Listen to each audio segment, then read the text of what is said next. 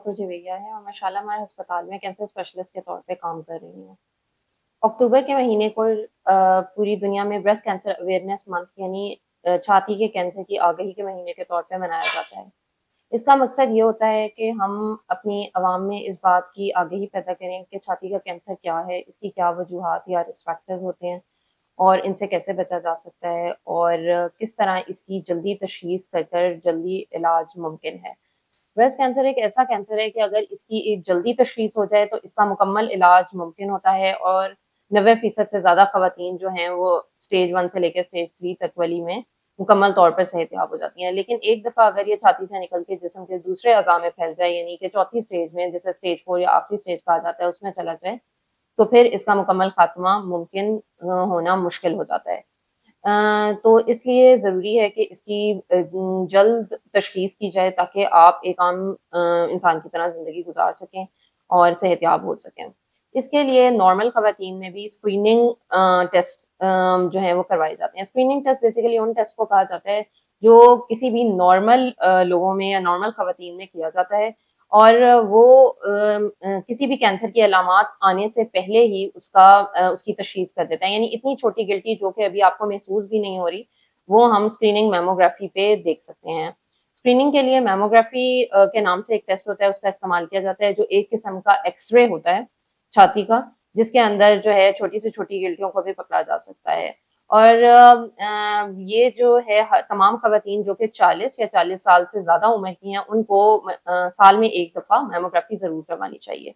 कम से कम भी 54 इयर्स तक की एज तक सालाना करानी चाहिए और उसके बाद अगर नॉर्मल मैमोग्राम आ रहे हैं, तो आप 2 साल बाद भी इसको रिपीट करवा सकते हैं। इसका फ़ायदा ये है कि आपकी इतनी छोटी गिल्टी जो कि अभी महसूस भी नहीं हो रही, उसकी तशख़ीस हो जाएगी और जितनी छोटी गिल्टी पे कैंसर पकड़ा जाएगा, तो उसका उतना ही मुकम्मल इलाज मुमकिन हो सकेगा। जब एक दफ़ा कैंसर की तशख़ीस हो जाती है, तो फिर उसके फैलाव यानी उसकी स्टेज का पता लगाया जाता है। उसके लिए हमारे पास मज़ीद और टेस्ट अवेलेबल होते हैं, जिसमें सीटी स्कैन, एमआरआई और पेट स्कैन वग़ैरह शामिल होते हैं। ब्रेस्ट कैंसर की बहुत सारी किस्में होती हैं और उनकी किस्मों के मुताबिक उसका और स्टेज के मुताबिक इलाज किया जाता है।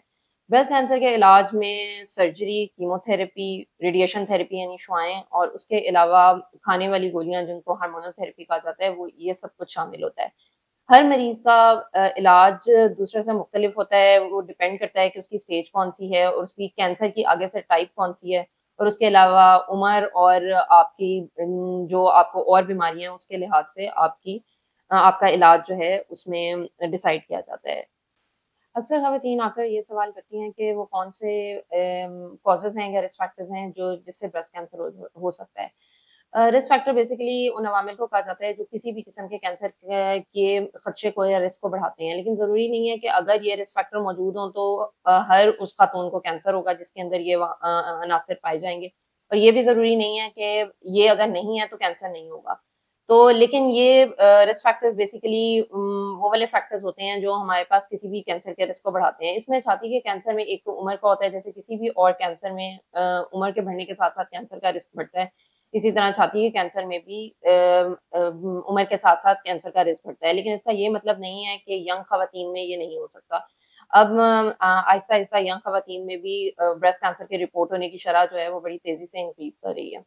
उसके अलावा जो है हमारे पास जेनेटिक म्यूटेशंस जो कि जीन्स के लेवल पर तब्दीलियाँ होती हैं, वो बहुत इम्पोर्टेंट होती हैं कैंसर में और छाती के कैंसर में भी कुछ हमारे पास BRCA1, BRCA2 और कुछ और म्यूटेशंस होती हैं जो कि ब्रेस्ट कैंसर के रिस्क को इंक्रीज़ करती हैं। इसके अंदर हमारे पास फैमिली हिस्ट्री भी बड़ी इम्पोर्टेंट होती है। ऐसी ख़वातीन जिनकी मदर की साइड पे यानी उनकी वालदा में बहन, बेटी, नानी, खाला उनके अंदर ब्रेस्ट कैंसर की हिस्ट्री है, तो उनमें ये रिस्क इंक्रीज़ हो जाता है।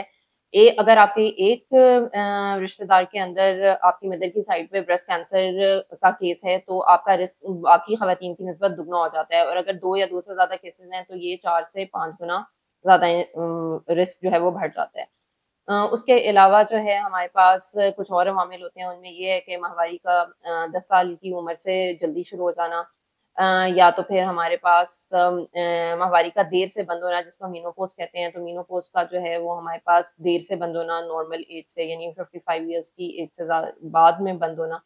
उसके अलावा अगर आपने माहवारी बंद होने के बाद बहुत लंबे अरसे तक हार्मोन रिप्लेसमेंट थेरेपी ली हुई है, तो उससे भी थोड़ा बहुत कुछ ऐसी स्टडीज़ हैं जो कहती हैं कि उससे भी रिस्क बढ़ जाता है। उसके अलावा अगर 10 से 30 साल की उम्र में आपको किसी और वजह से छाती पे शुआएँ लगी हैं, यानी कोई भी लिम्फोमा या किसी और बीमारी की वजह से, तो उम्र के साथ-साथ इसका रिस्क भी आप छाती के कैंसर का रिस्क उन लोगों में बढ़ जाता है। उसके अलावा जो है हमारे पास और कुछ फैक्टर्स होते हैं जो कि बाकी कैंसर्स में भी इम्पोर्टेंट होते हैं, जैसे कि मोटापा, शुगर और एक्सरसाइज़ ना करना, सिगरेट नोशी, शराब नोशी, ये सारे फैक्टर्स जो होते हैं, ये बहुत से कैंसर्स के रिस्क को इंक्रीज़ करते हैं, तो ब्रेस्ट कैंसर में भी ये इसके रिस्क को इंक्रीज़ कर सकते हैं, ज़्यादा कर सकते हैं। और उसके अलावा वो ख़वातीन जिनके बच्चे नहीं होते, तो हार्मोनल एक्सपोज़र के ज़्यादा होने की वजह से उनमें भी बाकी ख़वातीन की निस्बत ज़्यादा रिस्क होता है। तो ब्रेस्ट कैंसर अवेयरनेस मंथ यानी अक्टूबर के महीने में मैं आपको यही पैगाम देना चाहूँगी कि अगर आपको किसी भी किस्म का छाती में मसला या गिल्टी महसूस होती है, तो आप हमारे पास आएँ और उसका मुआयना कराएँ। हमारे पास शालामार अस्पताल में ऑन्कोलॉजी यानी कैंसर का वार्ड भी मौजूद है और ब्रेस्ट सर्जरी का भी वार्ड मौजूद है। हमारे पास ब्रेस्ट सेंटर में हम लोग सारा हफ्ता जो है छाती के कैंसर और छाती में मौजूद दूसरी गिल्टियाँ इनके लिए मरीज़ों का मुआयना किया जाता है। हमारे पास mammography, ultrasound, biopsy, CT scan, breast cancer की सर्जरी और इसके अलावा कीमोथेरेपी, हार्मोनल थेरेपी, ये सारी सहूलियात मुयस्सर हैं। तो कोई भी ऐसा मरीज़ जो कि छाती के कैंसर में मुब्तला हो, वो इन सहूलियात से फ़ायदा उठाने के लिए शालामार अस्पताल में हमारे पास आ सकता है।